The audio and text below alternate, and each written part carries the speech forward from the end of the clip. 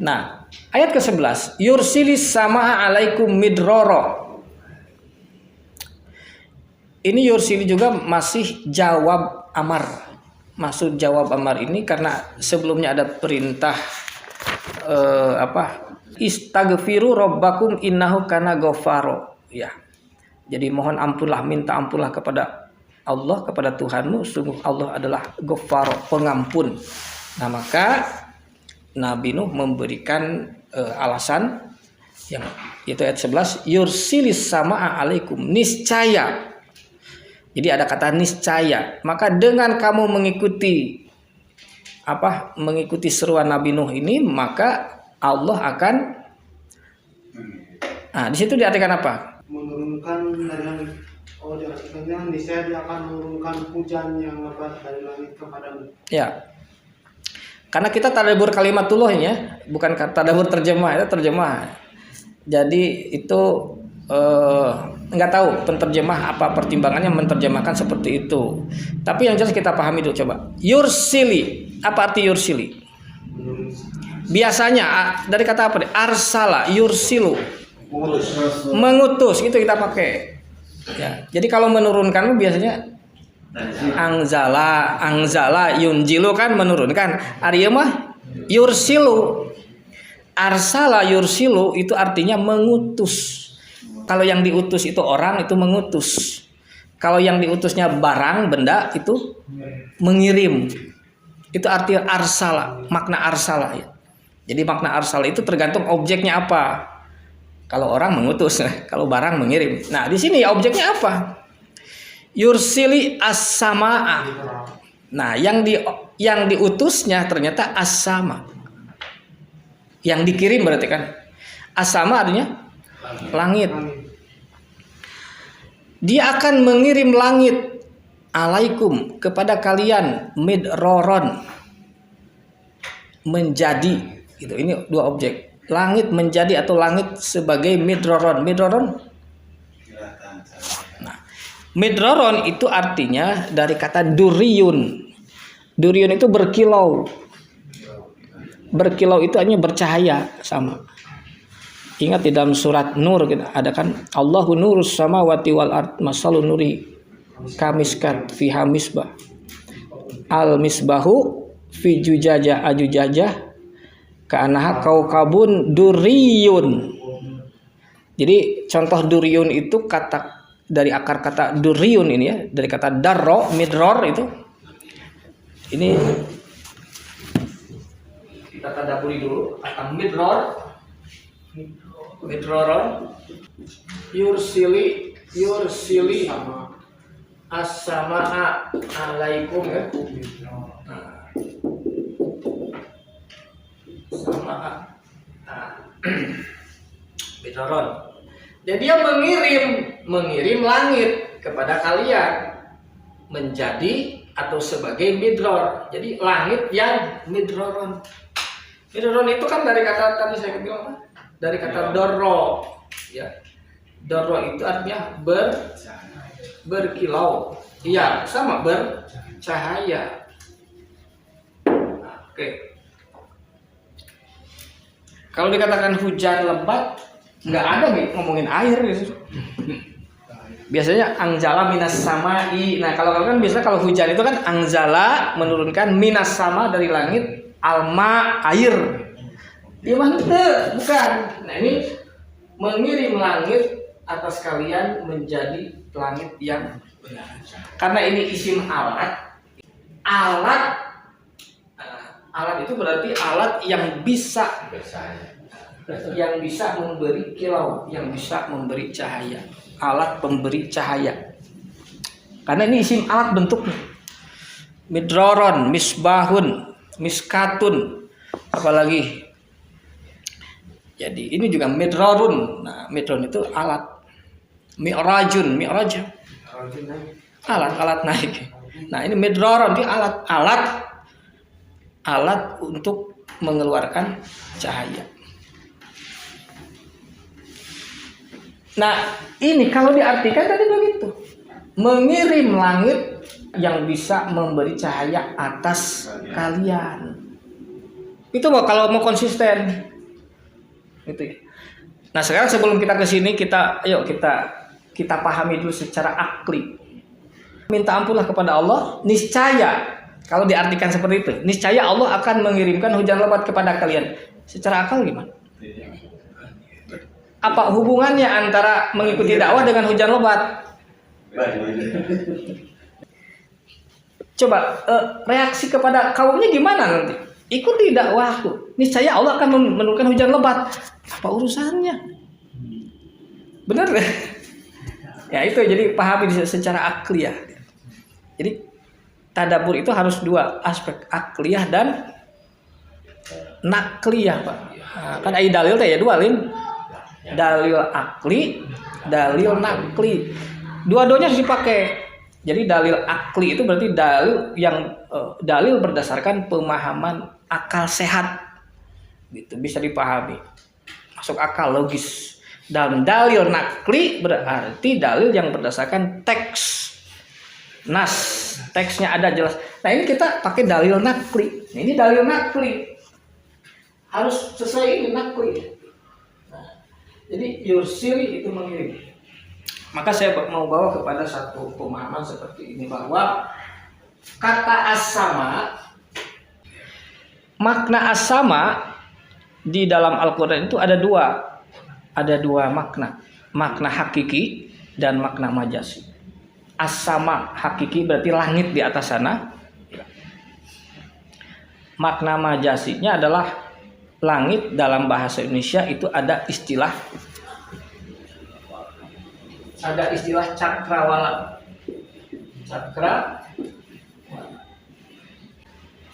Apa arti cakrawala? Ya langit. Ya kan? Tapi nanti cakrawala itu ada dua makna dalam bahasa Indonesia. Bisa berarti langit, bisa berarti wawasan keilmuan. Ya, harus deh. Bisa berarti alam pikiran. Jadi berhubungan dengan wawasan keilmuan yang mengisi alam pikiran disebut cakrawala. Kan aya paribasa untuk memperluas cakrawala cenah kan. Cakrawala berarti alam pikiran kita mau diperluas wawasannya. Nah, itu makna langit. Di dalam Al-Qur'an ayat 2 eta teh makna langit. Kalau makna langit itu tidak bisa dipahami dalam arti hakiki, ya aneh. Maka itu harus dicurigai ini makna majasinya. Ini bahasa sastra Al-Qur'an. Nah, sehingga apabila langit dalam arti cakrawala ini berarti apa? Wawasan, ya. Keilmuan, atau bisa juga alam pikiran. Jadi apa hubungannya wawasan dengan alam pikiran, dengan langit? Maka kalau ada pertanyaan, apa sesuatu yang seluas langit? Ya alam pikiran. Alam pikiran manusia itu seluas langit. Ada batasnya enggak? Enggak ada batasnya.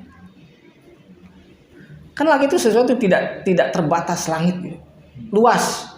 Nah, maka alam pikiran manusia pun begitu. Sok jelema berpikir aya batasan tuh. Enggak ada. Jadi manusia dalam pemikirannya itu hampir-hampir tidak bisa dibatasi. Tidak bisa dibatasi. Manusia mau berpikir apapun, mau dia menyerap ilmu sebanyak apapun, aya batasan tuh. Tidak ada batasnya. Bertumpuk-tumpuk buku masuk. Kalau orang rajin, orang yang apa? Jadi yang namanya alam pikiran itu bagaikan langit yang tiada terbatas. Maka disebut cakrawala. Maka di sini sebenarnya mengabdi kepada Allah ini, maka Allah akan memberikan sesuatu. Ini sesuatunya. Allah akan mengirimkan kepada kita ini adalah cakrawala yang memberikan pencerahan. Ya satu. Jadi as-sama midror. As-sama itu kan cakrawala dan itu midror, bisa memberikan pencerahan-pencerahan ilmu. Memperluas wawasan gitu. Dari mana itu dapatnya? Ya dari pengajaran Allah itu. Gitu. Jelas nggak? Nyambung nggak kalau gitu? Ya. Jadi mengabdi kepada Allah, ayo ibadah ke Allah karena ikuti aku. Aku bawa apa? Rasul. Bawa risalah Allah. Bawa pelajaran dari Allah. Nah, pelajaran ini yang dimaksud akan mengirimkan kepada kamu wawasan yang bisa memberikan pencerahan. Jadi ini sebenarnya untuk pembinaan mental, gitu. Ya enggak?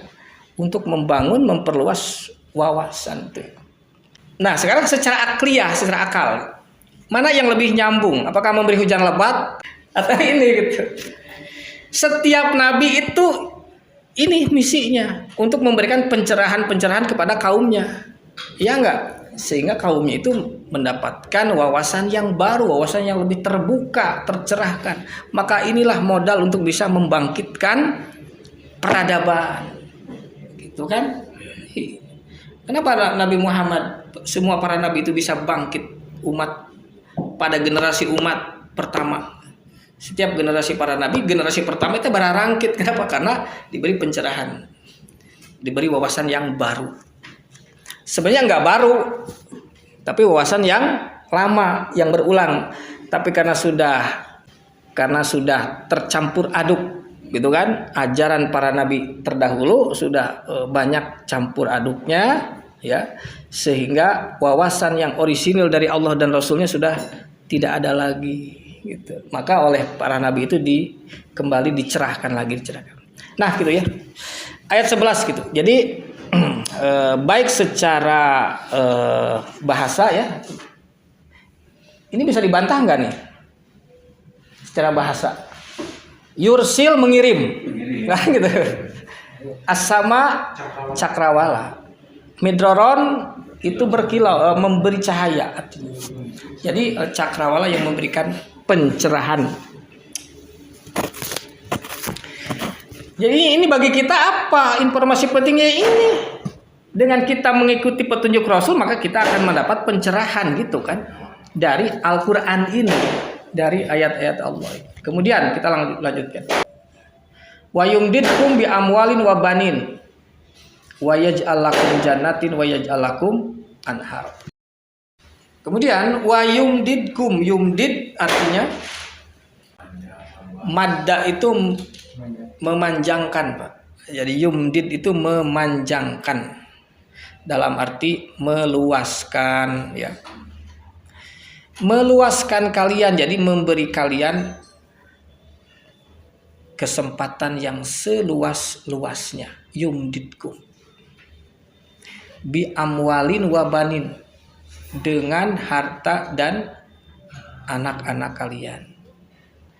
Jadi kalau kalian mengikuti seruan dakwah para nabi, maka kalian akan mendapat keluasan hidup, kesempatan hidup, ya.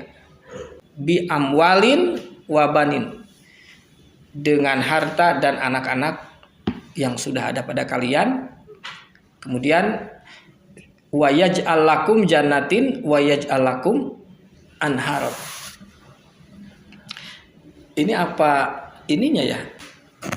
Apa bedanya gitu maksudnya? Hanya untuk bisa menambah kesempatan dengan harta dan anak-anak. Kan sudah ada harta dan anak-anak. Tapi ini bahasa dari Allah begitu. Maka Allah akan memberikan kesempatan kepada kalian untuk hidup beserta harta dan anak-anak kalian. Nah, yang dimaksud di sini hubungkan tadi dengan yang sebelumnya apa? Wa yuakhirkum ila ajalin musamman.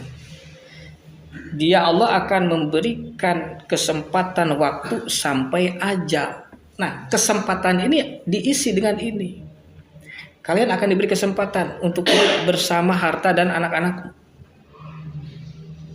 Ya enak, emang ada apa dengan harta dan anak-anak? Harta dan anak-anak ini menjadi nanti sarana dari Allah justru untuk tes, ya enggak? Kita orang kesadarannya kan gaduh harta, gaduh keturunan.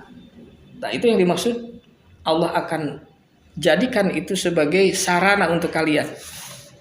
Ingat nggak dalam Al-Quran bahwa innama amwalukum wa auladukum fitnatun.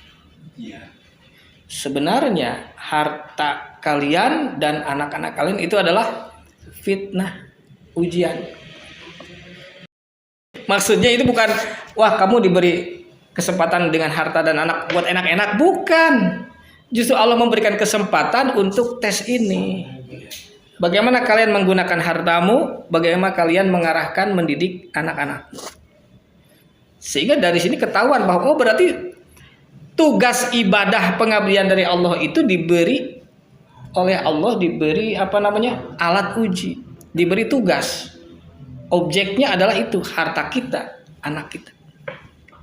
Ya enggak? Sarana. Jadi sarana ibadah teh eta berarti harta anu aya di diri orang, oke anak-anak kita.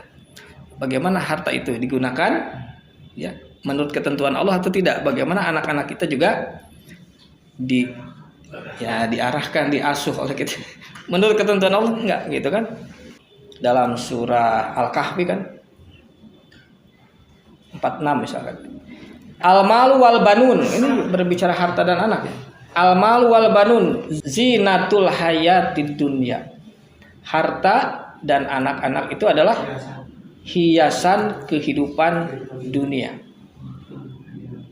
Yang namanya hiasan berarti pada satu saat nanti akan hilang kan, hanya menghias sementara. Nah, yang penting ini wal baqiyatus sholihat khairun inda rabbika sawaban wa khairun amala. Maka al baqiyatus sholihat artinya baqiyah itu jejak. Maka jejak perbuatan soleh itulah yang lebih baik di sisi Allah. Itulah harta yang terbaik di sisi Allah dan itulah sebaik-baik harapan. Saya ulangi artinya, harta dan anak-anak adalah hiasan kehidupan dunia dan jejak perbuatan yang soleh adalah sebaik-baik harta di sisi Tuhanmu dan itulah sebaik-baik pengharapan. Dan hubungan harta dan anak itu hanya hiasan dan itu sebagai alat uji, fitnah di ayat ini sebagai fitnah. Nah, bagaimana kita menggunakan harta dan bagaimana kita mendidik anak-anak kita menurut Allah, maka itu akan menjadi baqiyatus soleh, itu akan menjadi jejak perbuatan soleh. Jadi orang teh di dunia teh kudu membuat jejak perbuatan dengan harta kita, dengan anak kita. Itulah nanti yang harta terbaik. Khairus sawab sebenarnya. Harta terbaik, keuntungan terbaik tadi di sisi Allah. Jadi jejak itu yang namanya jejak berarti apa? Bekas. Bekas itu hilang nggak? Sesuatu yang tidak akan hilang, sesuatu yang akan langgeng. Jadi jejak ini akan ada nanti sampai ke akhirat itu. Ari harta nama anak orang ayeuna hubungan keluarga kita akan hapus, fana sifatnya, ya enggak? Tapi anu bakal langgeng abadi apa? Jejaknya. Jejak perbuatan kita dengan harta kita, jejak perbuatan kita dengan anak kita eta nu moal leungit. Itu yang istilahnya catatan amalnya.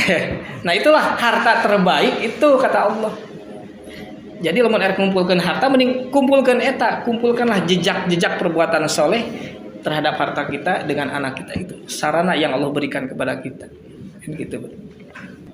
Di dalam surat Nuh nanti kan dikatakan juga disinggung juga mereka itu mengikuti ya watabau man apa? Mereka itu jadi mereka itu umatnya itu mengikuti sesuatu yang harta dan anak-anaknya tidak menghasilkan apapun bagi mereka kecuali kerugian, ila khosaron. Jadi yang membuat hidup manusia itu rugi itu gara-gara harta jeung anak. Hati-hati. Harta dan anak kita bisa membuat kita rugi serugi-ruginya nanti di hadapan Allah. Gara-gara boga harta, gara-gara boga anak. Bukan berarti hartanya dibuang, bukan, tapi bagaimana kita menggunakan harta itu. Begitu. Jadi tidak ada pilihan lain kecuali jadikan harta itu sebagai sarana untuk mengabdi kita kepada Allah. Ya kita lanjutkan ke sini lagi ya, Pak. Sampai mana tadi? Wa yumdidkum bi amwalin wa banin gitu. Jadi Allah akan memberikan kesinambungan hidup kalian, memberikan kesempatan kepada kalian yang seluas-luasnya dengan harta dan anakmu. Nah, hati-hati saya bilang bahwa harta dan anak akan dijadikan oleh Allah sebagai sarana ibadah gitu kan. Sarana ibadah. Jadi kan itu kan Allah nanti mau memutuskan dapat ampunan enggak? Kan gitu masalahnya. Nah, maka dengan harta dan anak sebagai di antara sarana yang Allah berikan itu bagaimana kita menjalankannya. Wa yaj'al lakum jannatin wa yaj'al lakum anharo. Kemudian dia Allah akan menjadikan bagi kalian taman-taman, kebun-kebun dan akan menjadikan kalian apa? Menjadikan buat kalian sungai-sungai. Sok pahami kumaha maksudnya. Allah akan menjadikan bagi kalian kebun-kebun dan akan menjadikan buat kalian itu sungai-sungai. Secara akal gimana? Sungai-sungai untuk kamu maksud. Kan ada sungai mah milik negara kan, milik Allah. Nah, jadi artinya apa? Bahwa kebun-kebun itu apa? Di situ ada apa? Ada buah-buahan, ada sumber daya, sumber pangan. Sungai di situ ada apa? Fungsi sungai apa? Air, sumber air. Air sebagai sumber pemelihara ya kehidupan. Ya enggak? Kalau tidak ada sungai gimana kehidupan enggak akan berlangsung. Jadi Allah memelihara keberlangsungan hidup di daratan ini karena ada aliran-aliran sungai. Allah memelihara kehidupan makhluknya karena ada kebun-kebun yang berbuah. Nah, jadi pahami di sini bahwa berarti ini Allah akan memberikan jaminan keberkahan. Kebun-kebun walaupun bukan milik kita, sok sana-sana nu urang kebun-kebun kan aya kebun di mana di dia. Kebun sayuran dan sebagainya itu kan ini untuk kalian. Walaupun bukan milik kita tapi semua potensi sumber daya hidup ini akan disalurkan oleh Allah kepada para hamba-hamba Allah ini. Untuk apa? Jadi berarti akan diberkahi oleh Allah. Eta sungai-sungai, eta kebun-kebunnya kabeh untuk diarahkan untuk kamu. Ke urang para hamba-hamba Allah ini. Untuk apa? Ya untuk menunjang kehidupan, kelangsungan hidup kan gitu ya. Ya enggak? Sumber daya hidup itu kan tentunya untuk menunjang kelangsungan hidup. Lamun urang geus ditunjang kelangsungan hidup ku Allah, geus dijamin kabarokahan ti Allah, terus arek naon maksudna? Keur ibadah kan begitu. Untuk ibadah keunang tadi untuk menebus dosa kita agar kita mendapat keputusan ampunan gitu. Jadi penunjang yang Allah berikan itu sebagai bekal buat kita bisa menjalankan ibadah. Hanya satu yang kita kejar yaitu bagaimana kita mendapat keputusan maghfirah. Ku Allah diberi sarana sok eta. Bagaimana kamu gunakan harta, bagaimana kamu mengurus anakmu menurut ketentuan Allah. Nepi ka Allah nurunkeun keputusan engke ampunan.